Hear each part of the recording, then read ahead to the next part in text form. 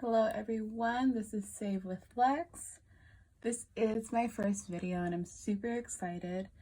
I've been following the budgeting world, cash envelope world for a little bit over a year now.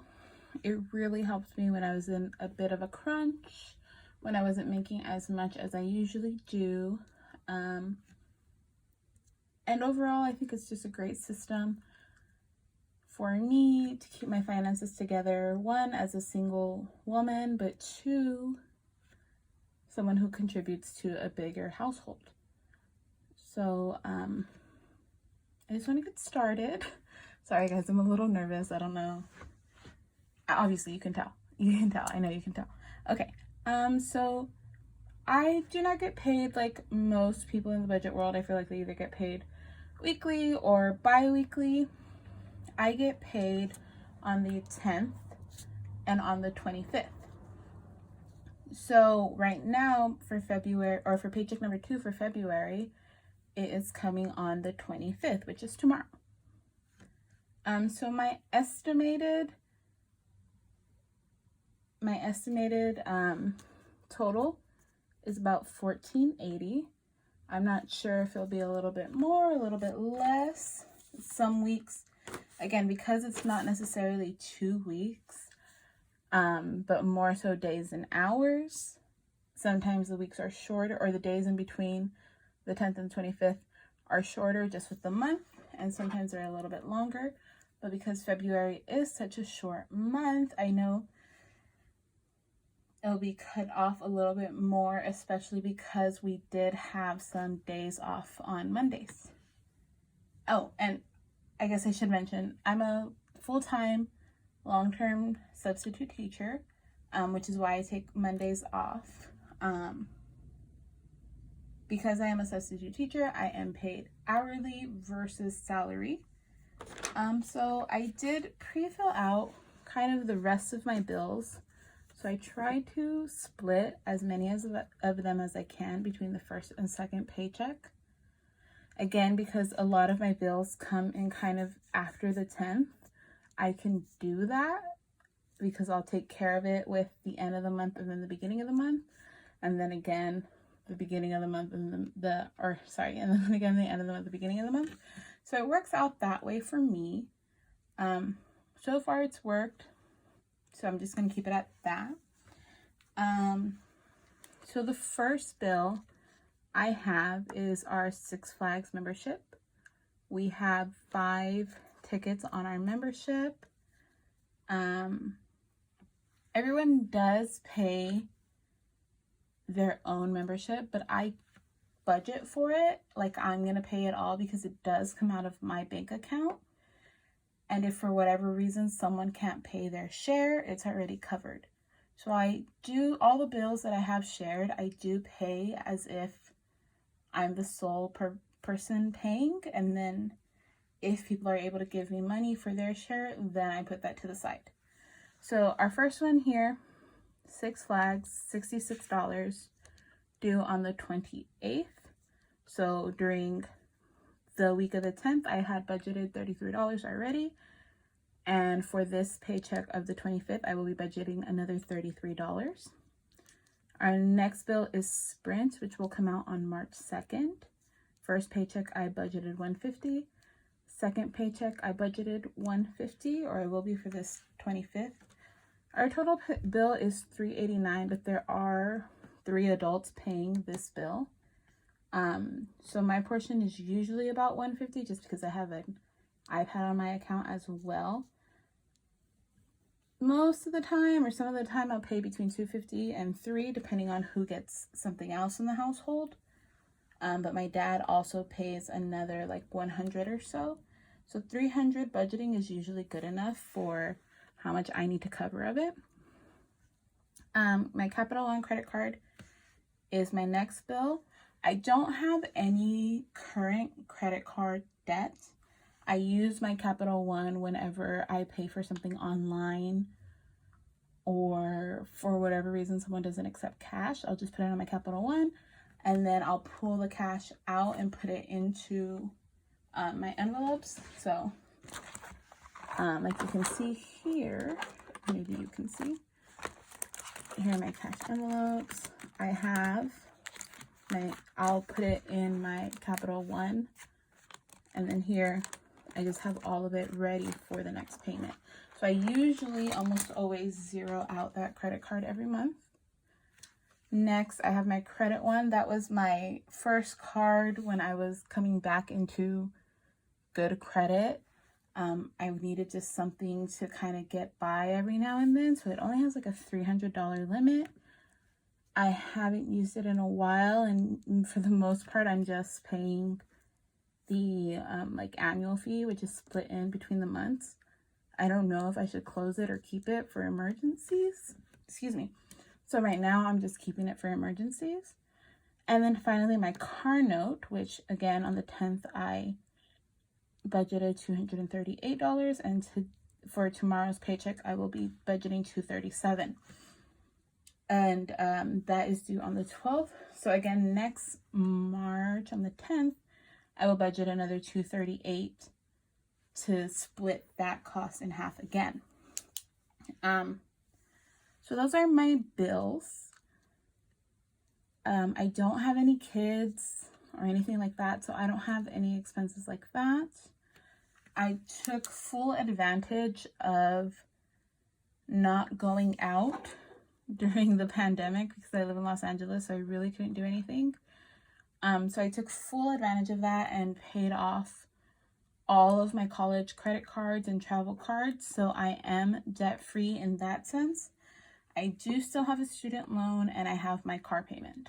Those are the only two real forms of debt that I have. So next are my cash envelopes. Can you see this? Should I zoom in? Yes, I can zoom in a little. So the cash envelopes I keep with me are my groceries, eating out, Angelina, which is my little sister. She's 17, and every now and then, you know, she wants something or she sees something at the store or she's like in the mood for boba or whatever. She has her own envelope with a few bucks in it so that she can get things, but it doesn't necessarily come out of our other envelopes. Gas, and then my coupons, my coupons and donations envelope.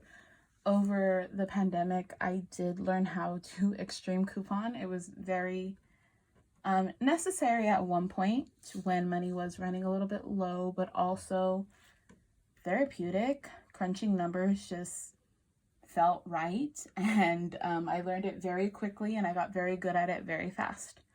So I don't do it as often now, especially when the numbers in LA get a lot higher. I'll take a month or two off and then go back.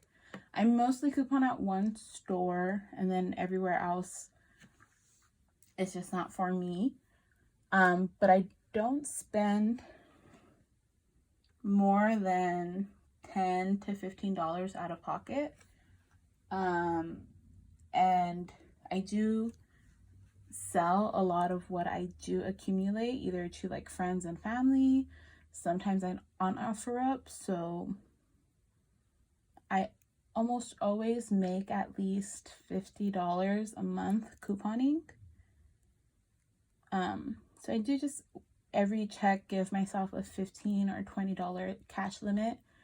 Most of the time I don't use that cash because there's a whole other reward system that we can't get into right now, but just in case I need cash on hand, like if I am buying coupons or buying newspapers for coupons, it's there. And sometimes I'll throw in a sale or two into that cash envelope so I don't actually have to take it out of my paycheck, and it's just kind of there already. And last are my sinking funds. I don't know if you could see that. I feel like we're twisting a little. So my sinking funds, Luna, that's my dog. Oh, I guess I should have put the, I'm explaining so much and I'm not even putting my actual amounts. Okay, so groceries is getting, let's see, groceries is getting $150. We do get every table or some other box delivered for about $50 or $60 every 2 weeks, and we've been using that as our like main eating out source, because eating out did get pretty bad with our family and it ended up being like $60-$70 every time, and that just wasn't affordable. So it's kind of a little bit of a high budget. Now this is what I contribute to the family. That does not include what my parents also contribute. So groceries $150. Eating out, I try to keep it small because I'm trying to get us in the habit of not eating out. So eating out $50, especially right now during the pandemic. It's easier to save the money now, especially when our lifestyles get back to normal. Angelina will be getting $15. Gas, I notice, is a little expensive right now, so I'm gonna bump it up $5 and get it to $40.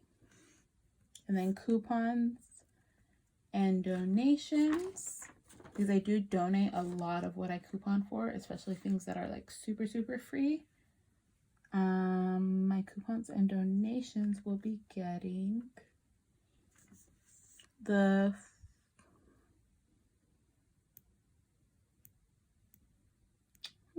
we'll be getting $14. And it already has like 11 in there from a sale earlier this week. So Luna will be getting $10. My Adventure Girl Sinking Fund, that's for any adventure or last minute thing, any equipment I need. I do go camping a lot, just things like that. It's going to be getting $50. My travel sinking fund, I do travel a lot. Again, I'm single, I don't have kids, I like to travel, and of course not during the pandemic. So that's getting $50. Gifts is getting $15. Rufus is getting $15. Rufus is a book account. It's like book review, coffee shop reviews, and bookstores around Los Angeles. Me and my friend, we run this Instagram account, so I just throw some money in there if I'm going to a specific coffee shop or a bookstore. I don't like to go without actually purchasing something, so I just throw it in there. Or if we have a giveaway, just to pay for postage or whatever. Car maintenance is getting $15. I just got an oil change, so it doesn't really need a lot of things right now. Holidays are getting, I think holidays is going to get $15. Medical is getting $20. Credential is getting $5. I do have to renew my emergency credential every year. It's only about $110 or so, but I've never planned ahead for it, and I wanted to do that this year, so I started throwing $5 in every paycheck. School is getting $15. I don't know if I'm going back to school. I don't know anything. I don't know when student loans are gonna come back. So I've just been putting some money aside just in case one of those things occurs to me. I don't know, maybe I'm gonna decide to apply somewhere and have to pay for an application or something. No idea. I'm just doing it because I've been a student for life and I just feel like it's something I should do. Bulk buy is getting $10. This is if I need to get anything from Costco or from a zero waste bulk store. I do that sometimes, so I just kind of like keeping the money there. Christmas is getting $30. Savings is getting $50. Emergency is getting $50. Buy it is getting $50. So I realized that I didn't have like a personal envelope for like me. Like I have, oh no, I missed it. That's where I'm missing something here. I have a miscellaneous envelope for random things that come up. Oh wow, my numbers might be off now. Did I miss it everywhere?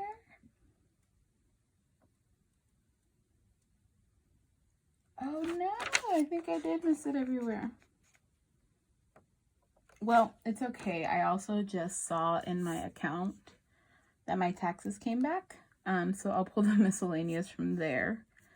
I didn't get a lot from taxes. That's a whole other story. But it was like $100 and something, and I usually do $100 in miscellaneous. So let me do plus 100.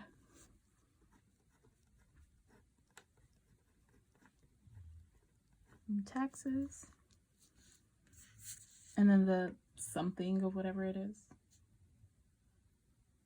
I'll keep as a buffer. And then my final is my savings challenge. Now I know a lot of people are doing savings challenges.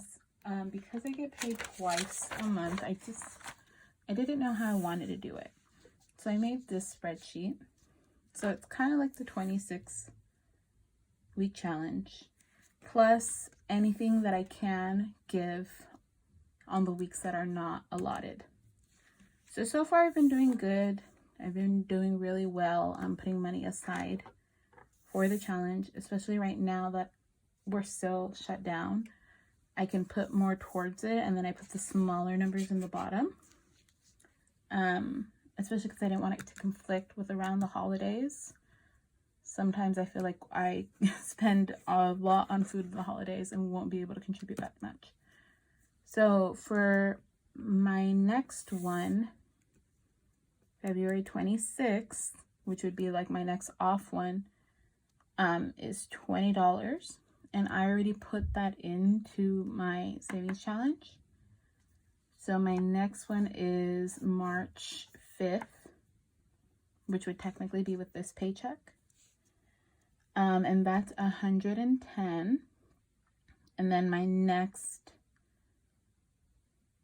one after that, see, this is where numbers get a little confusing. Let me open up a calendar real quick. So March 5th, but I'll have another paycheck by then for the 12th. I guess it's just because of the way things hit this time, or maybe I just saved too early. I'm not even sure.